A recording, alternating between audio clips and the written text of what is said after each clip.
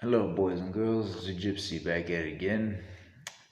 Hopefully, this video my wife doesn't interrupt me.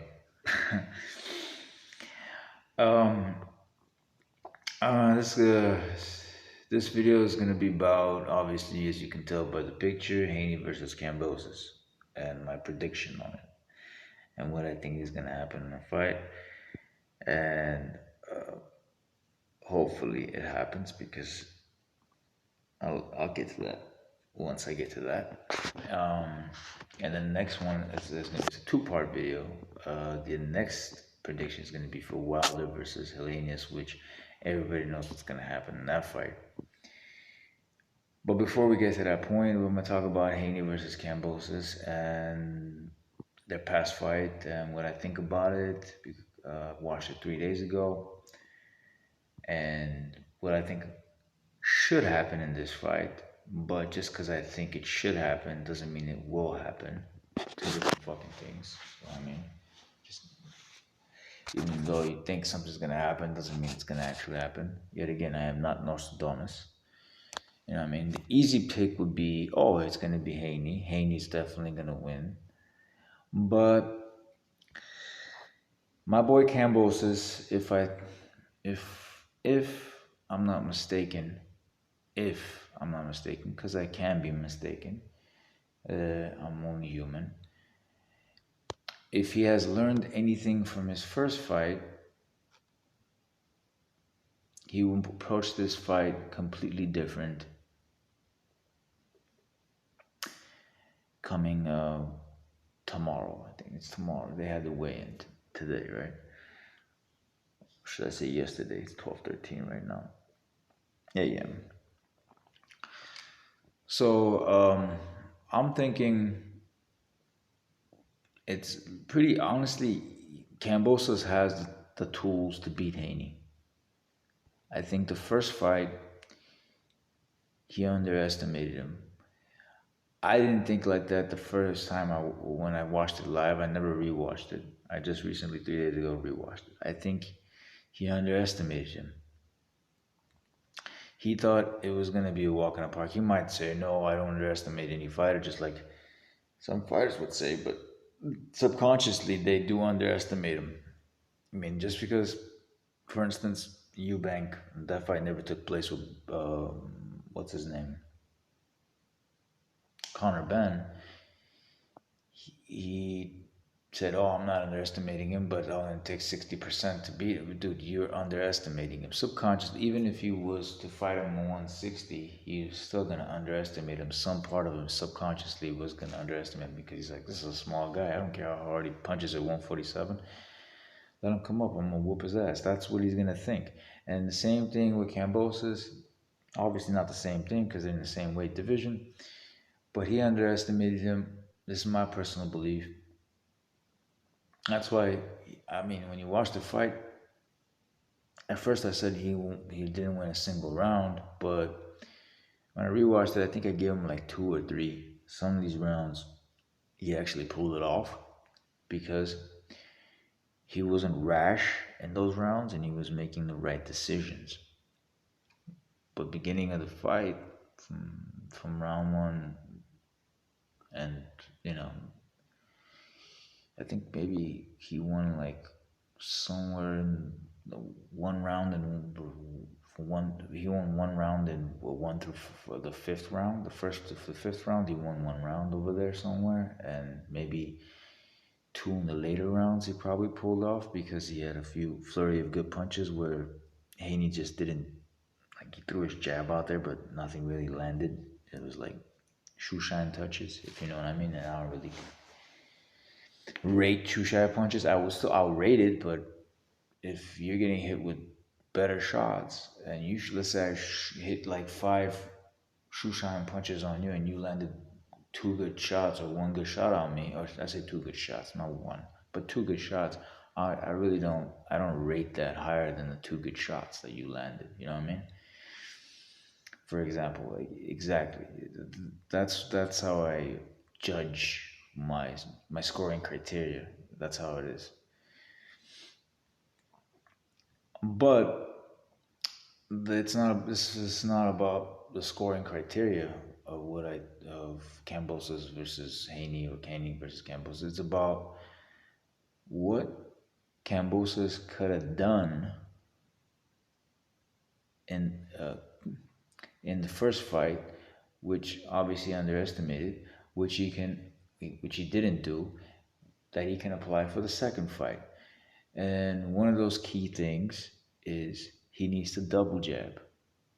In order, he has to throw the whole idea of being a counterpuncher against this kid. In order to, I mean, I guess hopefully he has the right coaches around him that can tell him that. He needs to he needs to double jab in order to offset the jab of Haney, because the jab of Haney was the biggest problem for Komboses. He had a lot of problems because of the jab, and also the thing that Fight Scout, it was not Fight Scout, Fouts Boxing, I forgot his channel's name exactly. Fouts Boxing said in one of his videos, what he was doing, what Haney was doing, which is considered illegal, he was ducking below the waist. I know that, but the thing is, though, I was like, since you know how boxing, this is an amateur boxing, and even amateur boxing, there's dirty shit. He was ducking below the waist.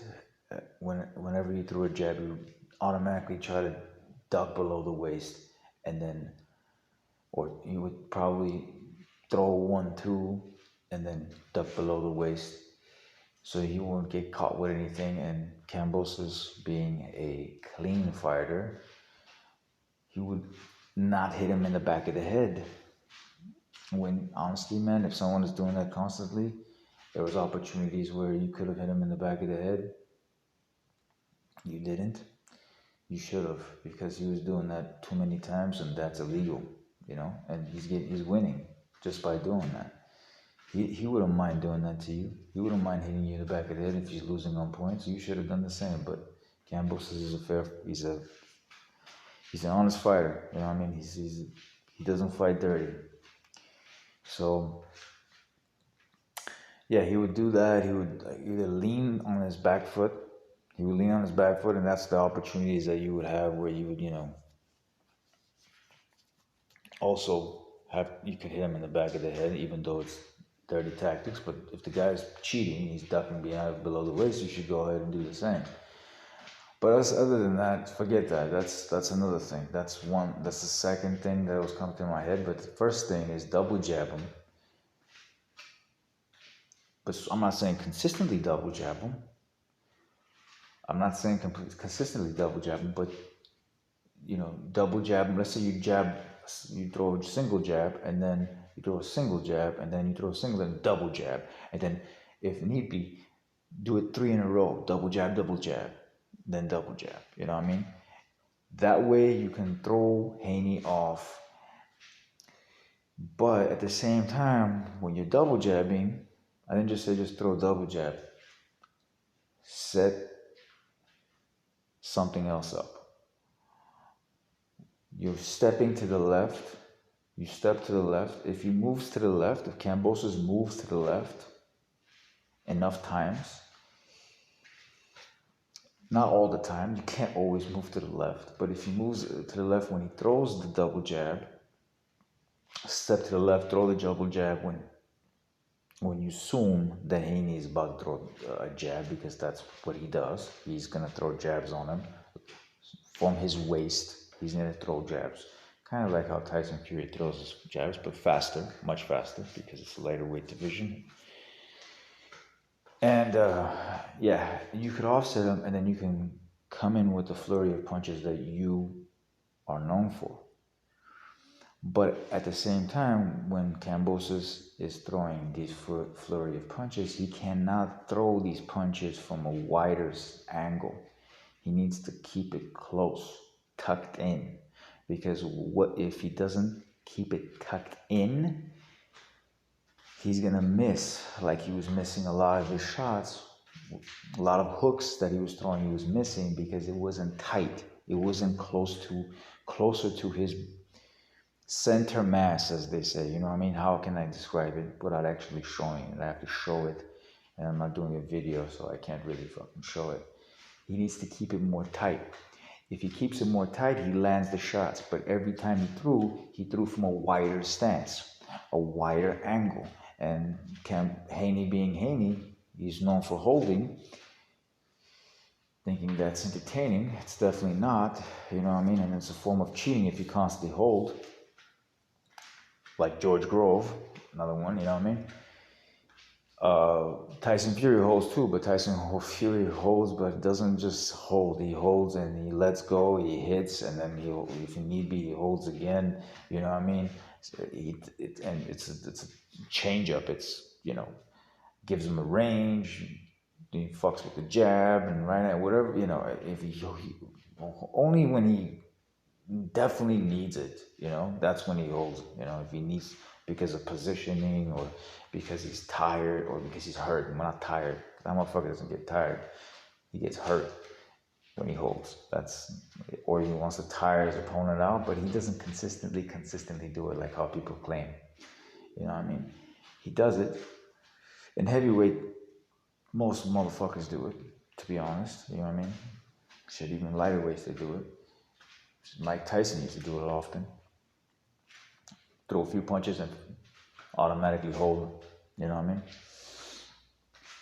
But Tyson does it, Tyson Fury does it. He can choose not to do it, to be realistic, but he does it because of certain styles of who he fights. You know, he could have chose to be on the back foot all night with Wilder, but were they going to give him a decision? No, he needed to bring the fight to Wilder. He needed to put the pressure on Wilder, take him out of business. Anyways, we'll get to Wilder later. So Komboses, what he needs to do is to keep where we were talking before about, is to keep his shots when he's throwing these hooks and he's in the range to shoot them. When he's close enough, he needs to tuck them in. If he doesn't tuck them in, if he doesn't get it close enough to his chest when he's throwing these hooks, he's not gonna be landing shit. Because Haney's just going to get in between his chest and just grab. That's what he's going to do. And another thing that Komboses, hopefully his coaches told him about, is that when Haney ducks down, I haven't really seen Komboses' uppercuts except for the Mike. I forgot the fighter, former champion's name that he dropped in a later round, the 12th round. He all got him on an uppercut. He can get him with the uppercut as well. That's what I was pretty much yelling at this motherfucker to do in the first fucking fight. Uppercut him. He's there for the uppercut. You can catch him with the uppercut. But easier said than done. I understand that shit. Easier said than done. Because Haney's pretty fast. But Komboses ain't slow.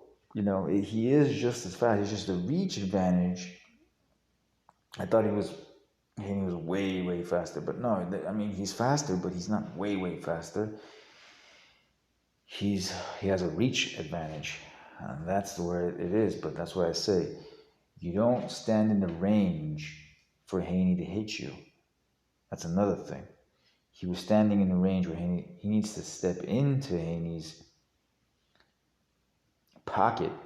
I would say where it's his range, not Haney's range. You know, Haney can still obviously hit if it's his range. Haney can also hit from that range as well, but he needs to get in there. And in order to get in there the proper way is to step to the left. Primarily step to the left. When he's moving in with the jab, primarily step to the left. But not entirely, not all the time, obviously. Change it up. But if he focuses on going to the left enough times, with the double jab, switched up with single jabs, depending on how, it's a mind game, obviously, deception is the key. He can really offset Haney and catch him with numerous shots and put him in thing. The best he can do is probably, he's not going to knock out Haney, but the best he can do is he can drop Haney once. If a miracle happens, twice. you know. But once for sure, I can see that happening if the right game plan, like I mentioned, is applied and it is executed the right way. I mean, the game plan could be there. He still needs to execute it properly. If he does not execute it properly, he's gonna be pretty much the same shit. Maybe a little bit better, maybe, but he still loses. You know what I mean? So, yeah, this fight's gonna go to the decision for sure. You know what I mean? But there's the key factors I mentioned, the things that he needs to do.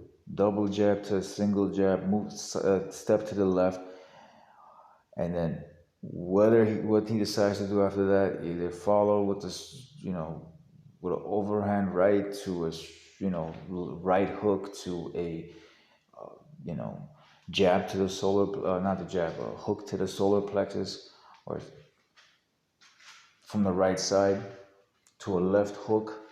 Left hook would, like a check hook, like a check left hook maybe. You know what I mean? He throws double jab, but then follows it with a check hook. Check hook from the, his jab, his lead hand. You know what I mean? If you can do that, then we have a serious chance that he can win. But there is another scenario about him winning. He needs to win. Shit, man, maybe more than he needs to win. Like he's fighting against Canelo. Because if he wins 7 rounds and he loses 5, he's not gonna get the decision. He needs to win like 8 rounds or 9 rounds. The stacks are against him. The odds are against him, pretty much. You know what I mean?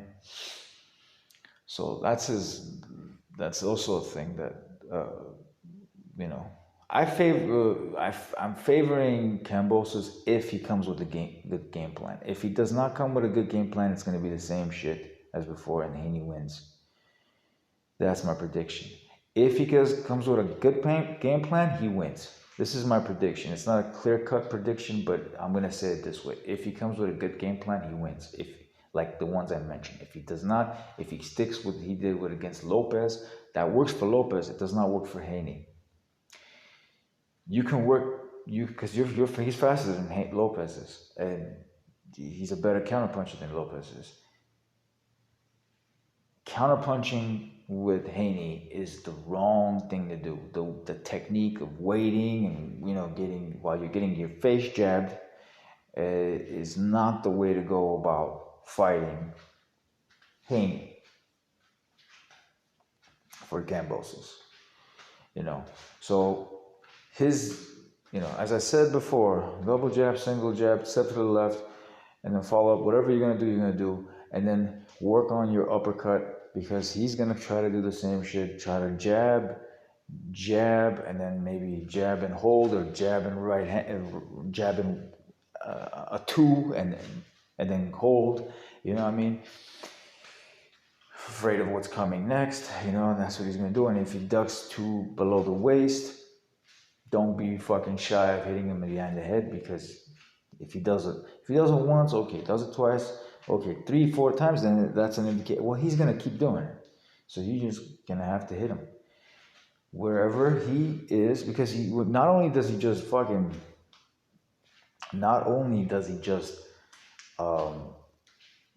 go duck below the waist, he also turns his back slightly, leaning on his right leg, leans and goes, bro, if he's doing that, where are you going to hit the guy? And it's pretty much illegal, you know what I mean? The only way you can do that is pretty much how Lomachenko does it to Rigondeaux. He can do the same thing, but Komboses ain't that good with the feet as Lomachenko to do that. He can give Lomachenko a hell of a fight, but he's not that good to move to the side like how Lomachenko moves like a ballerina dancer, just fucking steps to the left or steps to the right and gets to the complete other side of a fighter so he can counter. Well, it's a question that if Komboses can pull that off on Haney, because Haney is a much bigger man than Rigo is. That's also a thing to be considered. So, anyways, yeah, it's best at that point. You just go ahead and hit him on, like, you don't have to technically hit him exactly on the back of the head, bro. You hit him on the side where it's less obvious and not really a illegal move, because you're hitting him like on like right behind the ear, but not exactly on the where the stem of the brain is. You know what I mean? Like not there, like how Grove was doing to Eubank. Not that kind of shit, bro. You know what I mean? While holding, I may add. He was holding and hitting right behind the back of the head, even when Eubank wasn't even hitting him, which was ridiculous. Anyways, so yeah, that's his opportunity. You know, that's what he can do. The uppercut, the double jab to the left, he can every now and then step to the right, because that's how you fuck him up. That's how you confuse him. You say you're gonna move to the left a couple times, and he thinks you're gonna move to the left, but you decide to move to the right, and then you come up with something else. You know what I mean? Another thing you can do is work on the body. Movers don't like to get hit in the body, like how Usyk is. Like a lot of fighters, not just Usyk, Mayweather, everyone. They don't like getting hit to the body. Nobody likes getting hit in the body, but like movers specifically, because they use a lot of energy moving. That's why when they get hit in the body, they get drained faster. So a mover like Haney, if you can't access the top, don't headhunt. That's another thing he was doing. He was headhunting. You can't headhunt Haney. You need to, pick your shots better, not just headhunt. But if I were him, I would focus on the body a lot more than the head. I would, let's say 70%. It depends. You start off 50-50 or 60-40. 60% to the head. To the body, and then 40% to the head. And you start off 50 as the beginning rounds. 50-50 to 60-40. From when it comes to body and head, and then you change it up at maybe the mid rounds. You go to the body 70-30. 70% to the body, 30% to the head, and then you can change it back to 50-50, like how you start off. That's the game plan, bro. That's what a game plan is, man. And I'm just pretty much chewing it, regurgitating it, and putting it out there, pretty much, bro. I'm just chewing this shit out and regurgitating it for hopefully someone from his side can listen to. You know what I mean? But that's probably not gonna happen. But that's. As I said before, right game plan, right execution, he has a legitimate shot of beating Haney. Poor game plan, definitely is going to be the same results. But if it's a good game plan, bad execution, he might be a little bit better off than he was in the first fight, but he's still going to lose. So yeah, my prediction in this fight is if he comes up with a good game plan, executes it properly, he needs to do two things: execute it properly. He has a really good shot of winning, and I favor him to win, Komboses. But if he doesn't, I still give Haney. Haney does the same shit, maybe not as good as the first fight, but still wins on decision, unanimous decision. Anyways, that is all that shit aside. Let's go and talk about Wilder versus Helenius. Go to the images. What's a good image of Wilder versus Helenius? Huh? There you go. They look like orphans for some reason. I don't know why I'm getting into this kid like they used to be orphans at one point in time in their life. maybe let's go. Maybe a better picture than this. Huh? Let's go back. Let's see. Maybe this one. Brother, I'm gonna knock you out. That's the look that Wilder's giving to Helenius right now. Brother, I'm gonna knock you out. But we were friends. I was there when you fought Tyson Fury. I was there. I trained with you. You just couldn't beat him. That's not my fault. Anyways, this fight is a pretty fucking self-explanatory. I mean, everybody knows what's going to happen in this fight, but I'm still going to make a video off of this. The first fight's much more difficult. You can't honestly tell me, oh, I for sure know Haney. Well, a lot of people are going to say that because of the first fight. They go, oh, Haney's definitely going to win. That's what I thought too, but I'm like, man, this Komboses, when I watched the fight, I'm like, Komboses if he comes with a good game plan and he executes it properly, there's a really good chance that, I normally don't say these things like this, especially if the first fight was such a blowout, but there's a really good chance that he can pull it off, Komboses. But anyways, all that shit said, Wilder versus Robert Helenius. Wilder is, as we all know, gonna detonate the bomb on Helenius. And I feel like this is gonna happen within the first 5 rounds. Helenius is just, he trained, he tried to imitate Fury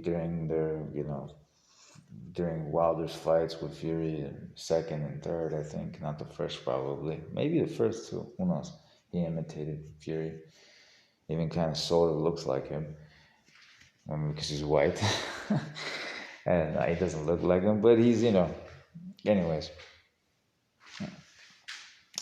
Yeah, so Wilder, what Robert Helenius does, not Wilder, what Helenius does is he leans back on the ropes, and when he leans back on the ropes, I think that's when fucking Wilder's gonna catch him.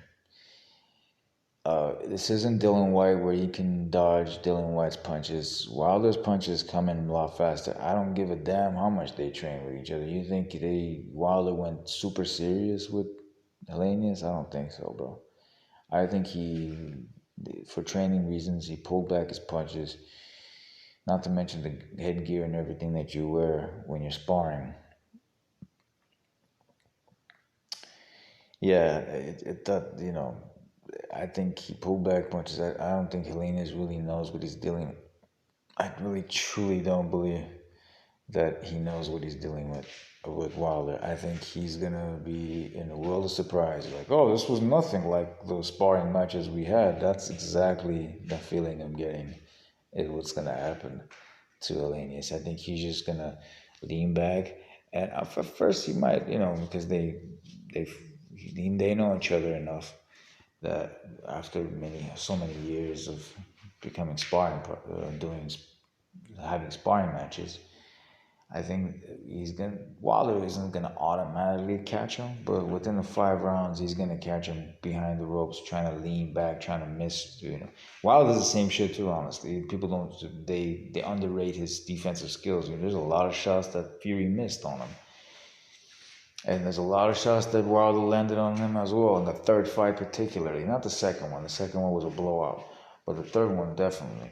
He made him miss. Made Fury miss. But Fury threw not one shot. Let's say he threw 4 shots. 3 of them missed. Or 2 of them missed. 2 of them touched. The other 2 touched. You know what I mean? Yeah, that's Wilder's defense is on point. If Fury fought AJ, he's going to land almost every single shot. You know what I mean? And AJ doesn't have like a completely poor defense, but compared to Wilder's, I think Wilder's a little bit better, honestly, because he's got quick reflexes. He's much more athletic. That's why, not because of some fundamental crap. He leans back and he ducks pretty on time and all that kind of stuff. That's why he was able to take as much punishment from Fury as he did. At the end of the day, he lasted as long, not punishment. He lasted as long with Fury as much as he did. He went up to 11 rounds. I forgot what my prediction was for that fight, for the third one. I think he said he's gonna Fury's gonna knock him out in maybe 9 or something. I don't know. So I think that's what it was. I'm not too sure. Anyways, yeah, Robert Helenius is gonna get caught, bro. He's gonna get caught leaning on the ropes. I think it's somewhere on that area where he's gonna get caught. And he's a guy that fights off the ropes. He fights going in circles around his opponent. And he's just gonna throw something soft. He's gonna throw a fastball on him, and he's gonna catch him. And the thing with Helenius is that he thinks it's just gonna be the right hand. No, and a lot of people think it's just the right hand. Wilder has a left hook that is also just as dangerous. His hands are heavy, bro. It's got metal in it, and I think at this point in his career, his hands might be even more heavier than it was when he fought Fury. I think he might have had a surgery or something from the third fight that his hands might be even heavier. So, yeah, man, this is a short night for Helenius, and I'm 31 minutes in. Hopefully I don't get cut off from this video. So not enough memory on my phone. But yeah, I see a much heavier puncher in Wilder, and I said I wasn't a fan of Wilder, man. I am a fan of Wilder, bro. I was just lying to myself because of, how he disrespected Fury and how all the dumb shit that he said and everything. But I am a fan of Wilder, bro. As much as I hate him for his stupid shit that he said that didn't make any sense, and he's a sore loser and everything. But as a winner, you're a sore loser. That's for sure, bro. As a winner, you're always a sore loser. So I can't really hate on the guy. So I am a fan of Wilder. Can't say that. Anyways, yeah, he's gonna knock him out within 5. That's my prediction of this. And it can be a right hand. It can be a left hook followed with a right hand. It's definitely not gonna be a body punch. That's for sure. Or an uppercut. It's gonna be one of those two. Left hook, follow the right hand, or straight right hand down the pipe, or a jab followed by the right hand. That's his bread and butter. Jab to the right hand. He just lines your head up, and then with a jab, and boom, detonates the bomb on him. Anyways, that's what I think is gonna happen in this fight. He's gonna knock him out within 5, and that's my prediction. And there's nothing more to be said from the gypsy. I'm not in the mood to joke around with you fellas. I'm going to sleep. Yowza. Good night. And bless you all. Children of the night.